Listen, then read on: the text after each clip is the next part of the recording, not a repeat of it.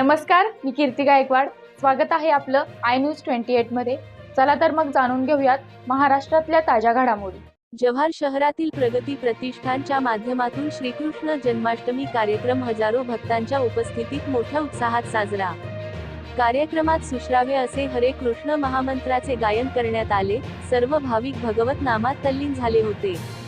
यानंतर राधा कृष्ण विग्रहांचा पंचामृताने अभिषेक करण्यात आला. श्री विग्रहांचा बघायला दुर्मिळ असा अभिषेक सर्वांना योग्य व्यवस्थापन केलेले असल्याने विना अडथळा बघायला मिळाल्यामुळे भक्त भावुक झाल्याचे दिसून आले. बालक भक्तांनी कृष्ण लीलेवर आधारित अतिशय मनमोहक सांस्कृतिक कार्यक्रम सादर केले. बालकांच्या या सादरीकरणाने सर्वांची मने खेचून घेतली. गोवर्धन कृषी क्षेत्र गलतरे इस्कॉन येथील वरिष्ठ ब्रह्मचारी श्रीमान रूप रघुनाथ प्रभू यांनी प्रवचन दिले. यातून अध्यात्म कशी काळाची गरज आहे, आज जगामध्ये समाजामध्ये जे दुष्कृत्य वाईट विचार सुरू आहेत याच्यावर आवर करण्यासाठी फक्त अध्यात्मक मोठ्या प्रमाणात उपयोगी पडू शकते.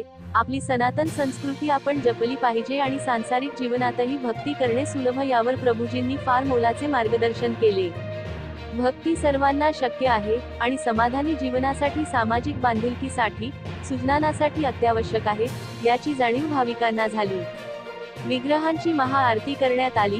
भाविकांनी प्रेमाने तयार करून आणलेले 56 भोग अर्पण करण्यात आले आणि त्यानंतर सर्वांना जेवण प्रसाद वितरित करण्यात आला. हजारो भाविकांनी प्रसादाचा लाभ घेतला.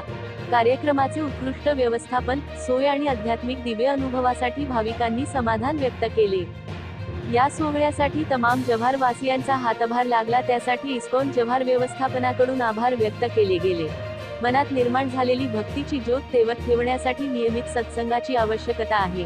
यासाठी इस्कॉन जव्हार तर्फे प्रत्येक गुरुवारी प्रगती प्रतिष्ठान येथे सायंकाळी 7 ते 9 या वेळेत सत्संग आयोजित केला जातो. सर्व जव्हार वासियांना या संधीचा लाभ घेण्यासाठी आवाहन आणि विनंती करण्यात आली आहे.